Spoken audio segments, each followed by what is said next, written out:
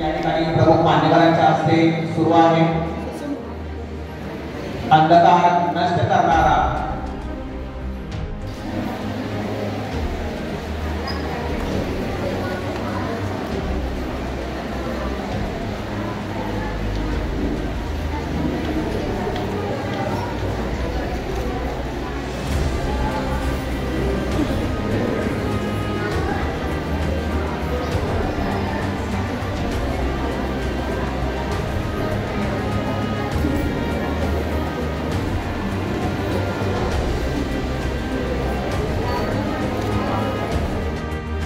या ठिकाणी सर्वजणांनी टाळ्या वाजवायच्या। या ठिकाणी राजवीर रमेश मोकळे आहे का? राजवीर रमेश मोकळे जिल्हा परिषद प्राथमिक शाळा मेरा नंबर 1 आहे। या ठिकाणी पालक यांचा या ठिकाणी सत्कार करावा। साई मंदिर कोरेगाव या ठिकाणी अतिशय प्रभावी आणि उत्कृष्ट असं कामकाज त्यांनी केलेलं आहे। त्याचप्रमाणे शेती क्षेत्रात देखील हे व्यक्तिमत्व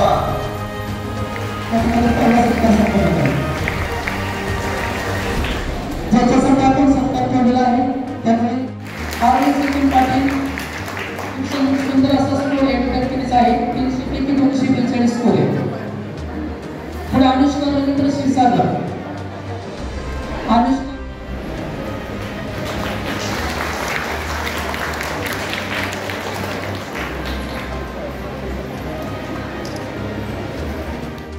त्या ठिकाणी पुढील सत्कार आहे आराध्य संतोष कडंजे। आराध्य संतोष कडंजे जे व्यक्तिमत्व वाई खंडाळा तालुक्यातील सहकारी संस्थांचं संचालन करत आहे। पतसंस्था पतपेढ्या यांचं देखील संचालन त्यांच्याकडे असतं। या क्षेत्रातील अतिशय नावाजलेलं नाव माननीय अनिलजी क्षीरसागर साहेब कुशील असं व्यक्तिमत्व सामाजिक क्षेत्रामध्ये राजकीय क्षेत्रामध्ये त्याचप्रमाणे उद्योग व्यवसायामध्ये आज धडाडीनं काम करत आहे। समृद्ध असं वाचन आणि वाचनानं मिळालेली समृद्धी असे इव्हेंट्स कमी प्रमाणामध्ये होतात आणि हा एक छोटासा आमच्याकडून होणारा प्रयत्न आहे आणि हा छोटासा आम्ही प्रयत्न या ठिकाणी करत आहे। थोडंसं पहिल्यांदाच आम्ही हा कार्यक्रम आयोजित करत आहोत त्यामुळे सर्वांचं सहकार्य लाभतंय। खूप मोलाची गोष्ट वाटते आमच्यासाठी। तर या ठिकाणी कार्यक्रम ठेवण्याचा उद्देश एकच आहे की छोट्या मुलांमध्ये म्हणजे स्पर्धात्मक किंवा स्पर्धा परीक्षेचं ज्ञान हा उद्देश या ठिकाणी आहे आणि जे गुणवंत विद्यार्थी आहेत त्यांचा या ठिकाणी सत्कार घेतल्यानंतर त्यांना पुढे आणखी जाण्याची बहाने मिळावी हा त्याच्या पाठीमागचा उद्देश आहे। तसेच इतरांना याच्यातून एक इन्स्पायर कसं मिळेल हा त्याचा हेतू आहे कार्यक्रमाचा। त्यामुळे हा एवढा जो उलाढाल आहे हा त्याच्या पाठीमागचा उद्देश आहे। या ठिकाणी काही मुलांचे सत्कार आहेत काही मुलांचे सत्कार नाहीत। ज्यांचे सत्कार आहेत पुढच्या वर्षी ज्यांचा नाही त्यांनी याच्यामध्ये पार्टिसिपेट व्हावं याच्यासाठी वर्षभर खूप अभ्यास करावा आणि या ठिकाणी कसं आपण सत्कारामध्ये किंवा ह्या प्रमाणपत्र ट्रॉफी किंवा इतर काही गोष्टी असतील त्याच्यामध्ये तुमचा कसा सहभाग असेल याच्यामध्ये तुम्ही या ठिकाणी प्रयत्न करावे। तसेच या ठिकाणी बरेचसे शिक्षक पण उपस्थित आहेत त्यांचा आम्हाला नेहमी सहकार्य लाभत असते त्यांचं पण या ठिकाणी स्वागत करतो। तसेच या ठिकाणी कार्यक्रम आयोजित करत असताना बऱ्याच लोकांनी आम्हाला सहकार्य केलेलं आहे त्या सर्वांचं पण मी या ठिकाणी या कार्यक्रमामध्ये मंथन परीक्षा आहे त्याचं प्रतिनिधित्व आमच्याकडे आहे। BDचं प्रतिनिधित्व आहे। तसेच स्कॉलरशिप परीक्षा आपल्या पंचवर्षीय बरेच विद्यार्थी स्कॉलरशिपला देखील मेरिट्समध्ये येत असतात परंतु त्यांचा एकूणचे सत्कार होत नाही याचा या ठिकाणी आम्ही विचार केला। नवोदय विद्यालयाच्या बाबतीमध्ये देखील या ठिकाणी काही विद्यार्थी सिलेक्ट होत असतात। सैनिक स्कूल आहेत आपल्या पंचवर्षीतून 7 विद्यार्थ्यांचं सैनिक स्कूलला निवड झाली आहे त्यांचा देखील या ठिकाणी आपण सत्कार संपन्न करतोय। तसेच या ठिकाणी RTSI म्हणजे रयत टॅलेंट सर्च एक्झाम ज्याला रयत शिक्षण संस्थेची परीक्षा आहे त्या परीक्षेच्या माध्यमातून देखील विद्यार्थ्यांची गुणवत्ता कशी वाढेल याकडे लक्ष दिलं जाते आणि याच्यातून काही विद्यार्थी आपल्या या ठिकाणी सिलेक्ट झालेले आहेत। त्यांचा या ठिकाणी सत्कार आहे. ही संपूर्ण महाराष्ट्रामध्ये केवळ शिक्षणाची संस्था, त्या संस्थेच्या परीक्षा होत असते उत्तम आहे. तरी पण याच्यामध्ये काही विद्यार्थी आपल्या पंचकृषीतून त्या ठिकाणी परीक्षेमध्ये येतात. काहीतरी 5 वर्षाचे 60,000 रुपये मिळतात त्या विद्यार्थ्यांसाठी आणि ते शिक्षणासाठी अर्थसहाय्य म्हणून या ठिकाणी होत असतं. तसेच सारथी म्हणून एक परीक्षा आहे. जे विद्यार्थी NMS मध्ये मेरिटला येत असतात, 180 पैकी 75+ ज्यांना मार्क्स मिळत असतात त्या विद्यार्थ्यांसाठी ही परीक्षा असते आणि फक्त 75च मार्क्स काढायचे असतात आणि त्या सारथीच्या मार्फत महाराष्ट्र शासनाकडून त्यांना मानधन दिलं जात असते. तर या परीक्षेचा शासनाचा उद्देश एकच असतो, जे आर्थिक घटक आहेत, दुर्बल घटक आहेत, त्यांच्यासाठी काहीतरी मदत व्हावी, त्यामार्फत ह्या परीक्षा घेतल्या जातात. ह्या परीक्षा पूर्णपणे स्पर्धात्मक आहेत, म्हणजे शालेय अभ्यासक्रम ते आधारित स्पर्धात्मक अशा पद्धतीच्या परीक्षा असतात आणि याच्यातून विद्यार्थ्याचा एक IQ टेस्ट केला जात असतो.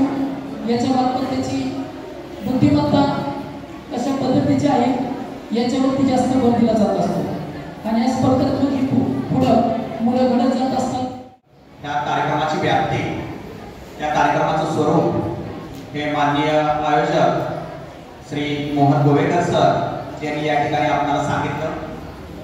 खऱ्या अर्थानं या ज्या परीक्षा आहेत ह्या परीक्षा का आयोजित केल्या जातात, तर आपल्या सर्वांना माहीत आहे की विद्यार्थ्यांच्या व्यक्तिमत्वाला, त्यांच्या बुद्धीला आकार देण्यासाठी आणि त्यांच्या बुद्धीला चालना देण्यासाठी अशा पद्धतीच्या जिल्हा स्तर असेल, तालुका स्तर असेल, राज्य स्तर असेल, अशा पद्धतीच्या एक्झाम्स किंवा परीक्षा ह्या आयोजित केल्या जातात आणि अगदी तळागाळातलं जो टॅलेंट आहे, तळागाळातील जो टॅलेंट आहे, जी हुशारी आहे, जी बुद्धिमत्ता आहे, तिला वाट करून देण्यासाठी अशा पद्धतीच्या परीक्षा आयोजित केल्या जातात आणि आपल्या तालुक्यातील विद्यार्थ्यांना या परीक्षांचा लाभ मिळावा, त्यात त्यांना सहभागी होता यावं याकरता माननीय मोहन गोवेकर सर आणि माननीय अश्विनी मोरकारे मॅडम या ठिकाणी कार्यशील आहेत आणि त्यावर सतत काम करत आहेत.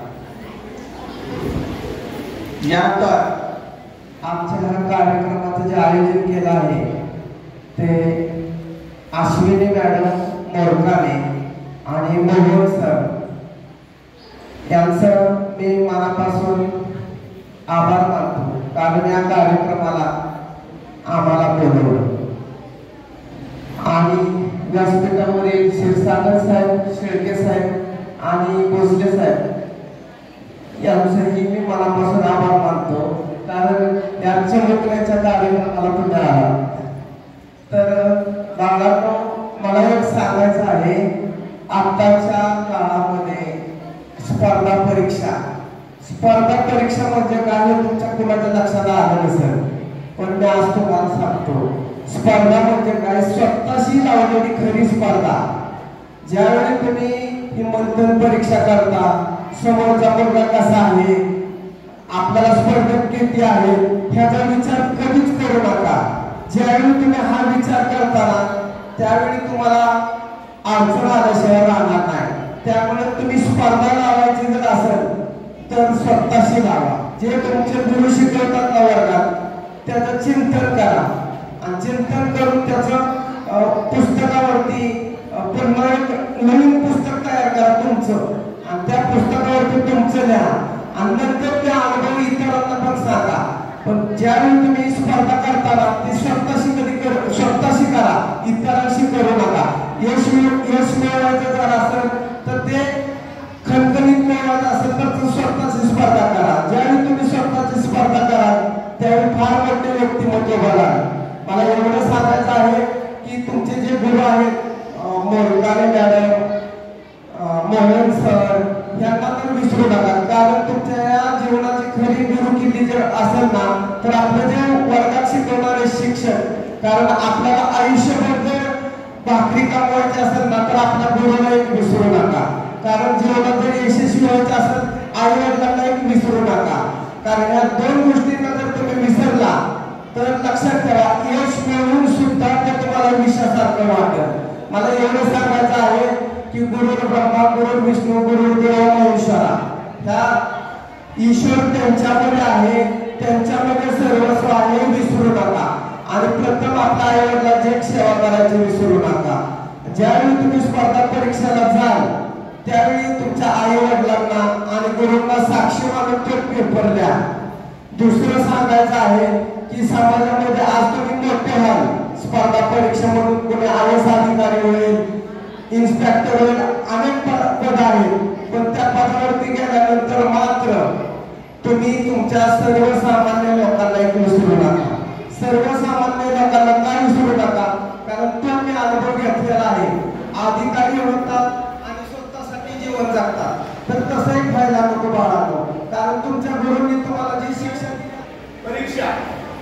परीक्षा लिहिली का आणि स्पर्धा, त्यावेळेस विद्यार्थी स्पर्धा आणि परीक्षा स्पर्धा अशा वेळेस तुम्ही ते ध्येय डोळ्यासमोर ठेवून त्या विद्यार्थ्यांनी स्पर्धेसाठी तयार व्हायचे. बाल मित्रांनो, तुम्हाला या ठिकाणी प्रशासकीय अधिकारी असेल, गोळेकर सरांनी सामाजिक क्षेत्रात मी काम करा असं म्हणले. आता मी प्रशासनातला असल्यामुळे तुम्हाला म्हणेल, तुम्हाला प्रशासकीय अधिकारी व्हायचं असेल तर 4थी 5वी पासूनच याची पूर्ण तयारी करायची.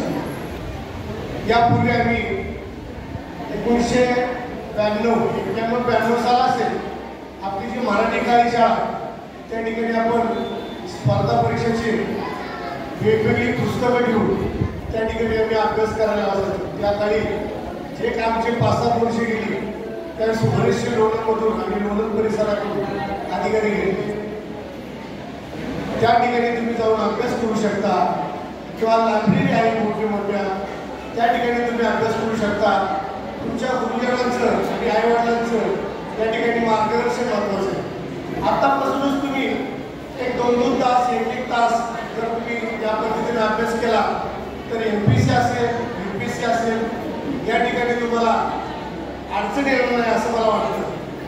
कारण तुमचा कालावधी हा ग्रॅज्युएशन नंतरचा हा स्पर्धा परीक्षेचा असणार आहे. त्यावेळेस तुमच्याकडे जर तुम्ही 6वी पासून 5वी पासून जर तुम्ही प्रयत्न करत असता तर तुमच्याकडे 10 वर्षाचा हा मोठा स्पेस असणार आहे की त्या ठिकाणी तुम्ही अभ्यास करत करत त्या आपल्या ध्येयापर्यंत तुमचं इच्छित जे काय असेल ते साध्य करणार आहे. मित्रांनो, माझ्याकडे आमच्या जवळच्या नातेवाईकाचा एक असा विषय की 0.5% त्याचं IAS पद घेतलं. किती सर? डॉक्टर साहेब 0.5 तुमच्याच गावचे ते, तर 0.5नी IAS पद घेतलं. म्हणजे किती? 0.5 म्हणजे 0.50%, म्हणजे 0.च्या पुढे 50. मी एवढ्या मार्काने त्यांचा IAS जाऊन IPS मिळालं नव्हतं त्यांना. एकूण 27-28 तुमच्या गुरुजनांनी शिकवलं असेल. 27-28 प्रकारची पदे IASची, बऱ्याच प्रकारची पदे, त्यामुळे ती तुम्ही देऊ शकता. आणि मी प्रशासनातलं बघतोय, आधी तुम्हाला सरांनी सांगितलं तसं सामाजिक क्षेत्रात तुम्ही काम करू शकता. परंतु तुम्ही जर आतापासून थोडंसं पेपर वाचनातलं थोडं जे आपल्याला लागतंय, आवश्यक लागतंय, अशा गोष्टी जर तुम्ही जर तुमच्या डायरीत थोडीशी नोंद करून ठेवली आणि ते जर उजेडणी गेलं, तुमच्या हातात आणून गेलं, तर त्यावेळेचं तुम्हाला आठवतं आणि तुम्हाला त्याचा उपयोग होतो. निगेटिव्ह गोष्ट सांगायची म्हणलं की मी 1993 साली एक पुस्तक वाचन केलं. 300 पानाचं मॅडम पुस्तक होतं. 300 पानांचं पुस्तक होतं. ते पुस्तक वाचल्यानंतर मी परीक्षेला गेलो. एकच पुस्तक अप्लाय केलं, परीक्षेला गेलो. मित्रांनो, तुम्हाला फोटो वाटत निगेटिव्ह गोष्ट सांगतो, पण त्याच्यात तुम्ही मागं सरपलं एवढं मला तुम्हाला फक्त सांगायचं. त्या 300 पानांमधून एकही प्रश्न त्या परीक्षेला आलेला नव्हता. एकही प्रश्न त्या परीक्षेला आला नव्हता. मी 300 पानं वाचून देखील एकही प्रश्न नसल्यामुळे मी काही नाराज झालो नाही. त्यानंतरच्या पुढच्या परीक्षा देत राहिलो आणि त्याच्यात तुम्ही यश येत राहिलं. तुम्ही परीक्षा मंडळी स्पर्धा आहे आणि त्या स्पर्धेच्या ठिकाणी तुम्ही पहिल्या परीक्षेला यश आलं नाही म्हणून नाराज होऊ नका. कितीतरी अशी उदाहरणं मी त्या यूट्यूबच्या माध्यमातून जेवढं तुम्ही खाल सर असतील किंवा दुसरे जे स्पर्धा परीक्षा पास झाले त्यांचं देखील तुम्ही मनोगत ऐकू शकता.